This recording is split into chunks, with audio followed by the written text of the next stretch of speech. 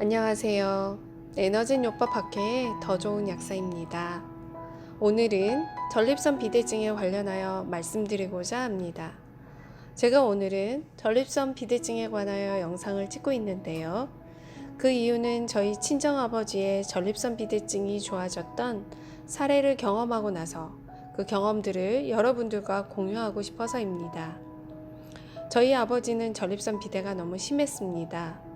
연세가 72세이시고 뇌에서 일어나는 다른 증상 때문에 21일간 병원에 입원도 하셨었는데요. 병원에 입원하셨을 당시 진단에서는 전립선 수술이 필요하다고 나왔었어요. 저는 아버지가 소변을 보지 못해서 너무나도 힘들어 하시는 걸 보면서 어차피 병원에 입원을 했으니 퇴원 전에 꼭 수술을 받게 해드려야겠다 생각했습니다. 그런데 퇴원 날짜가 다가오면서 퇴원 전에 수술을 해야 해서 다시 검진을 했는데요. 얼마 전만 해도 수술이 필요했었던 전립선이 정상이 되어 수술이 필요 없게 되어버렸어요. 입원했던 그 사이에 좋아진 것이어서 의사 선생님도 정말 놀랐는데요. 이렇게 된 원인이 무엇일까 하고 곰곰이 생각해 보니 그 원리를 알 것 같아서 이 영상을 찍게 되었습니다. 남성들에게 전립선 비대증은 매우 흔한 증상입니다.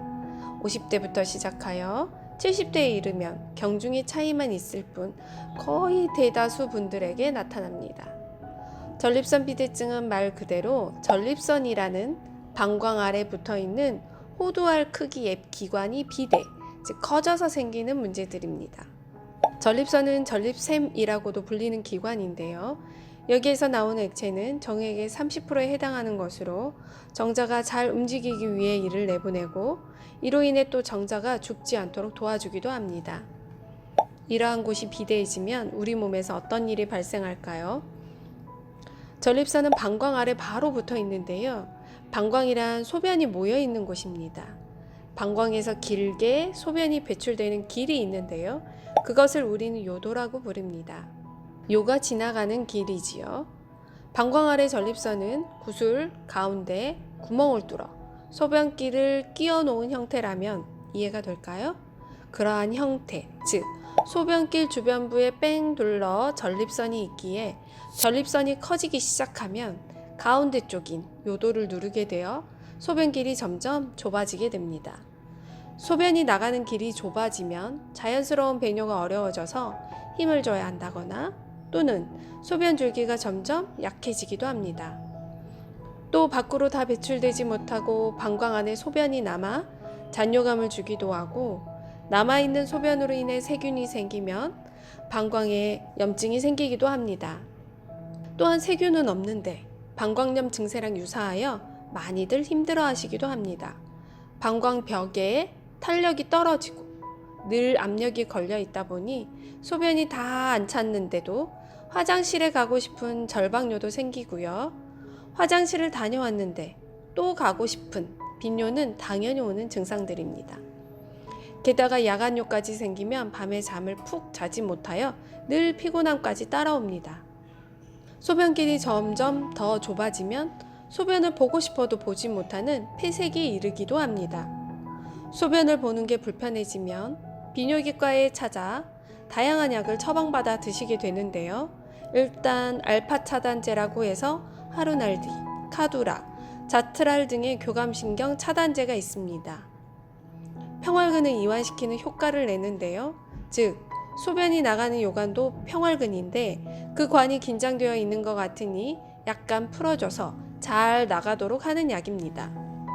주변부가 커져서 누르고 있는 형태이기에 이완을 억지로 시켜서 나가는 길을 열어주도록 그렇게 하는 약이지요. 원인보다는 현재의 증상을 경감시키는 대중요법이기에 점점 드시는 약은 늘어날 수밖에 없습니다. 또 탈모약으로 잘 알려진 피나스테리드, 도타스테리드 등의 DHT의 합성을 저해하는 약들이 있습니다.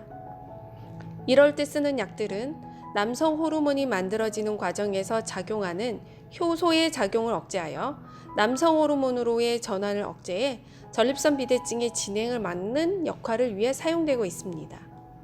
남성 호르몬의 분비가 되지 않거나 이상이 생긴 사람에게서는 전립선 비대증이 발생하지 않는 것으로 알려져 있습니다.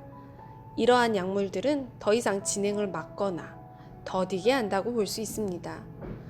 또 요즘에 영양요법을 주로 사용하는 학교에서는 전립선 문제는 아연 부족이 원인이라고 이야기하고 있습니다.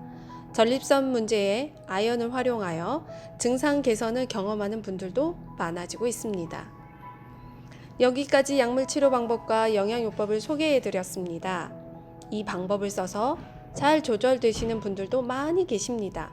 하지만 시간이 지나도 개선되지 않고 점점 증상이 심해져서 견딜 수 없는 경우인 분들도 계십니다. 아마도 그렇게 심해지기 전에 병원에서 수술을 권유받게 되거나 수술을 하시기도 하고 차일피일 수술을 미루고 계시는 분들도 계십니다. 겁이 많아 미루시는 분들도 계실 거고, 때로는 주위 분들의 수술의 결과를 들어보고 선뜻 결정하지 못하고 계신 분들도 있습니다. 수술로도 좋은 결과를 얻으신 분들도 많지만 수술은 또 다른 문제를 낳기도 합니다. 이미 비대해진 전립선 사이즈만 갑자기 줄여놓으면 방광에서 소변이 새는 경우인 요실금 같은 일상생활에 큰 불편이 생겨 삶의 질과 만족도가 크게 떨어지는 경우도 생깁니다.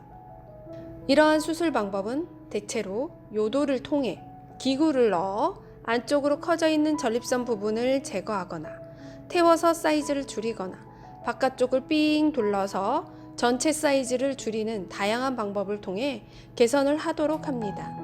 하지만 비우되어 있던 방광근이나 조절에 관계되는 부분들은 수술로는 해결이 어려운 면이 있습니다. 저희 아버지도 이러한 전립선 비대증으로 오랫동안 힘들어 하셨습니다. 처음에는 작은 알약 하나로 시작하셨지만 시간이 지날수록 증상이 개선되지 않으니 약의 가지수도 많아지고 먹는 횟수도 많아졌습니다. 약이 늘어나면 분명 치료가 되고 개선이 되어야 하는데 그렇지 않았습니다.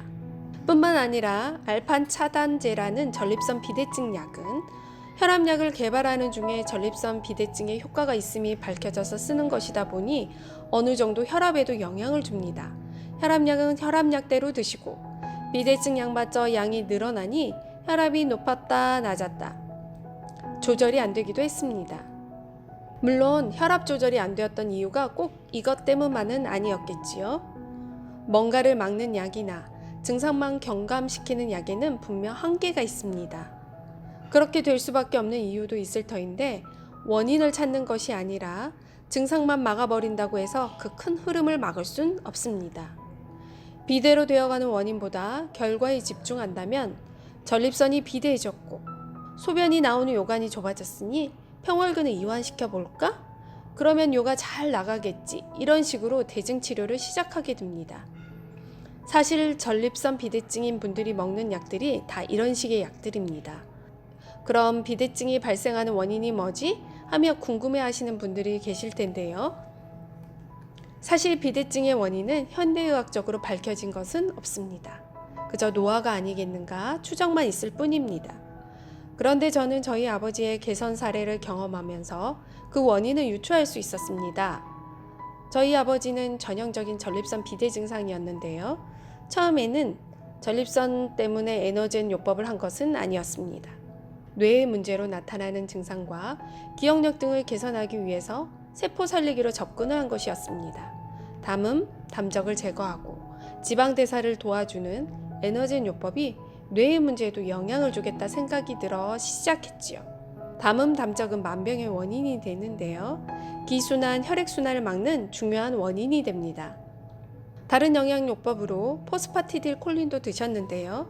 세포막은 인지질이라는 두 개의 층으로 구성되는데요.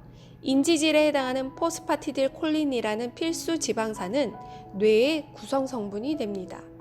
포스파티딜 콜린은 세포막의 구성 성분이기도 하고 혈관에 끼인 지방 찌꺼기들을 녹여내는 기능도 있지요. 이 성분이 부족해지면 뇌의 기능이 떨어지는 경우가 많기 때문에 저희 아버지에게는 용량을 좀 많이 쓰게 되었어요. 그런데 각 장기의 세포 살리기를 위해 필요한 에너젠 요법을 시작하신 그 과정에서 전립선은 폐색에 가까운 증상이었는데 점차 소변이 잘 나오기 시작하셨습니다. 저희 아버지의 주 증상이던 뇌의 문제와 만성적으로 다른 증상들도 좋아지셨지만 부수적 증상으로 생각하던 전립선 비대증이 훨씬 더 빠르게 좋아진 것입니다. 전립선 수술이 필요했는데 수술하지 않아도 되고 소변 보는데도 전혀 문제가 없어서 현재는 평활근 이완해주는 약 1개 드시고 계십니다. 점차 가늘어졌던 소변이 요즘은 점점 굵어졌고요. 그동안 압력이 걸렸던 방광에서 밖으로 나가는 요도가 뚫리니 처음에는 소변량 조절이 안 되어 요실금 비슷하게 왔었는데요. 그것도 시간이 지나니 점차 좋아지셨습니다. 아마도 방광 관략근도 좋아지신 것 같아요. 얼마 전 병원에서 소변 검사 시에 소변 줄기에 힘이 좋다고 회춘하셨다는 말씀을 들으셨어요. 저는 에너진요법을 접하면서 인체를 회복시키는 데는 세포 살리기가 핵심이구나 생각하게 되었는데요. 역시 전립선 문제도 세포 살리기로 접근해야 하는구나 라고 정리되었습니다. 전립선 세포 하나하나를 건강하게 개선시키면 문제가 해결된다는 것이지요. 저희 아버지의 전립선 문제는 기순환, 혈액순환이 안 되고 있었던 것과 과잉의 지방이 전립선에 축적되어 커지고 있었던 것이 원인이었고요. 특히 뇌세포를 살리기 위해 필수 지방산을 과량으로 사용한 것이 전립선에 과잉으로 축적되어 있던 지방을 분해시켜 줄 수 있어서 빠른 효과가 나타났던 것입니다. 이처럼 인체를 구성하고 있는 수십 조의 세포를 살려준다는 세포 살리기는 다양한 문제의 답이 될 수 있습니다. 파동 에너지를 활용하는 세포 살리기, 에너진 요법의 결과는 매우 놀랍습니다. 제가 지난번 영상에서 발표했던 15년 동안 나를 괴롭혔던 만성비염과 충농증이 3개월 만에 좋아진 사례도 저에겐 놀라운 경험이었는데요. 이제 저희 아버지의 전립선 비대가 개선되면서 그 방법에 대한 확신이 더해지고 있습니다. 오늘 제 영상을 보시는 분들에게도 제가 찾은 희망을 전하고 싶습니다. 세포 살리기, 즉 에너진 요법의 핵심은 우리 인체의 건강을 방해하는 요인들을 파동 에너지로 회복시키고 부족한 에너지와 영양 성분의 균형을 맞춰주는 것인데요. 이러한 방법으로 세포 하나하나를 건강하게 만들어주면 우리 몸은 자연스레 좋아지게 됩니다. 송약사님 아프지마 채널에는 이러한 파동에 관한 이야기, 에너진 요법의 설명도 있으니 필요한 영상을 찾아서 꼭 들어보시기 바랍니다. 저의 이러한 경험을 나눌 수 있어 감사드립니다.